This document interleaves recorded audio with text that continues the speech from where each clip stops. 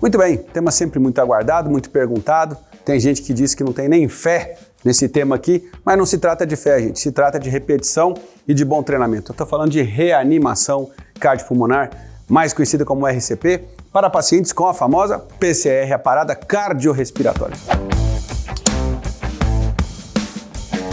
Tem muita coisa para se discutir aqui, desde o diagnóstico correto, porque muitas vezes qualquer paciente colapsado, você acha que ele não tem batimento, que ele não está respirando, mas ele ainda tem algum tipo de perfusão acontecendo, e é claro que reanimar um paciente desse é diferente de pegar um paciente que está com o coração realmente parado há alguns minutos.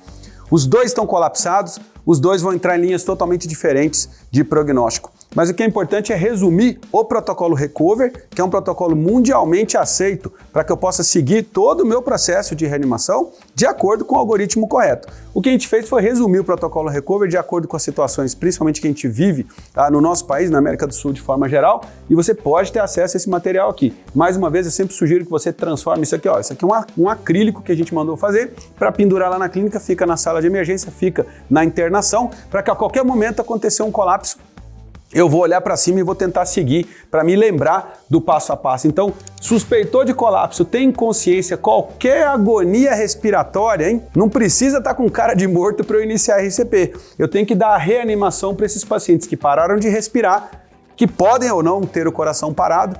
Eu ainda não identifiquei isso, porque nós não chegamos lá, mas qualquer um que pareça que morreu, eu dou início à RCP. Pelo menos o primeiro ciclo. Isso é extremamente importante. Então, a partir daí, eu ativo o meu time de resposta e inicio de maneira imediata as minhas manobras. A unidade de trabalho nossa é ciclo e cada ciclo tem 2 minutos. Então, o ideal é, inclusive, eu ter aplicativos. O CPR Tempo é uma opção.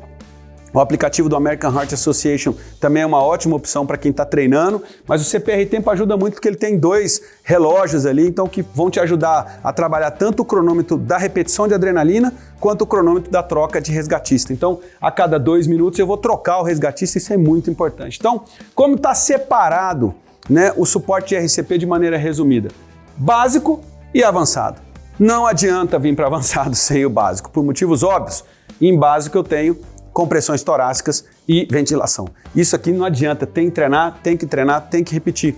As compressões são feitas pelo menos 120 massagens por minuto em cães e gatos, e a gente sempre lembra que eu posso utilizar I Got a Feeling. E tem outras músicas também que, se baterem a 120 por minuto, vão te lembrar a movimentação que eu tenho durante a massagem. É muito difícil contar 120, olhar a ventilação, conversar com o proprietário, tomar atitudes, então tem que treinar a cognição desse processo todo. 120 massagens, não interrompa por motivo nenhum.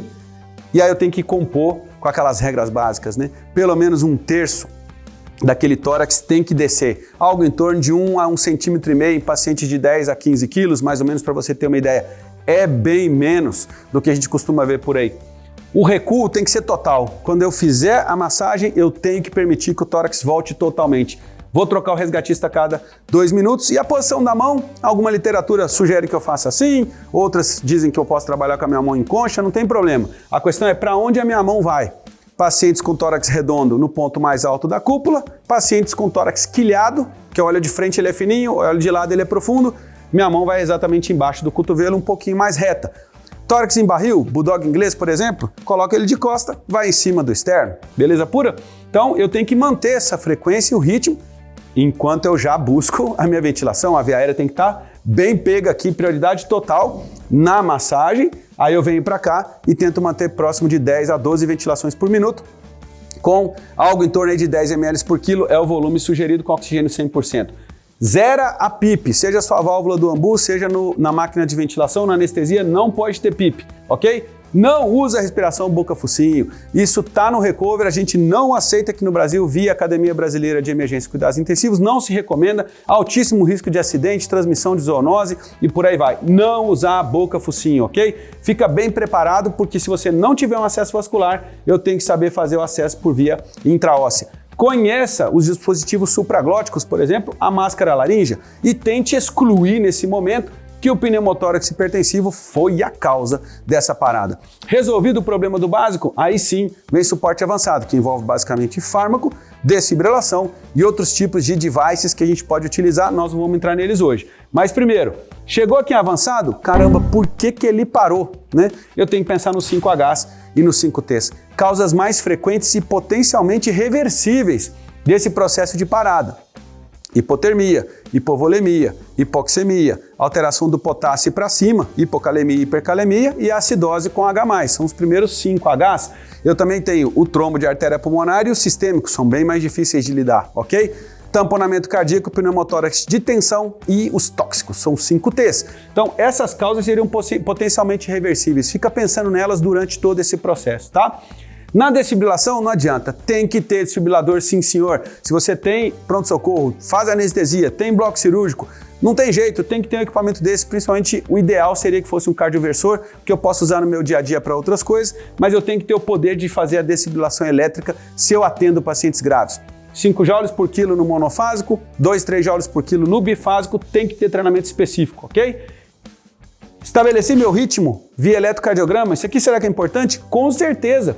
Você começou as suas primeiras massagens, iniciou suas ventilações. Quando virar o primeiro ciclo de 2 minutos, quando eu trocar o resgatista, antes disso, conecta o eletrocardiograma. Importantíssimo que isso aconteça, beleza? Por quê? A sistolia e a atividade elétrica sem pulso vão para um ritmo. Fibrilação ventricular, taquicardias malignas vão para outro lugar. Então eu vou manter massagem e vou seguir com a adrenalina nas assistolias e atividade elétrica sem pulso. Se o ritmo for chocável, eu vou vir para o caminho da desfibrilação. Então isso é importante porque a única droga, o único fármaco que a gente usa em praticamente todos os casos aqui seria a adrenalina. É fato que o consenso sugere que a dose seja baixa, 0,01 mg por quilo, a não ser que eu trabalhe por via intratraqueal, que eu vou fazer até 10 vezes a dose, 20 vezes a dose muitas vezes, por via intratraqueal. Então cuidado, dose baixa a cada 4 minutos. De quanto em quanto tempo mais eu vou fazer? Fiz com 4 minutos, vou repetir a segunda, será que eu repito a terceira? Tá aí a literatura deixa a gente um pouco confuso, particularmente a boa prática me diz que eu tento não passar de 3 doses de adrenalina e tenho que ter um motivo para ela estar sendo utilizada. Então muito cuidado com os ritmos chocáveis, fibrilação ventricular e taquicardias tem que ser resolvida junto com a desfibrilação antes de eu pensar em começar a trabalhar com a adrenalina de uma maneira mais efetiva. Ela é bem mais segura se eu já arrancar com a sistolia e atividade elétrica sem pulso. Então, esse ciclo deve ser muito mentalizado, por isso que ele tem que estar lá no painel da sua clínica o tempo todo. E se você está com dúvida, é só voltar nesse vídeo aqui e conversar comigo para você discutir quais são as maneiras que a gente tem de entender o processo de RCP num único quadro. Muito boa sorte, mas eu espero que você não tenha que passar por isso aqui. Até a próxima.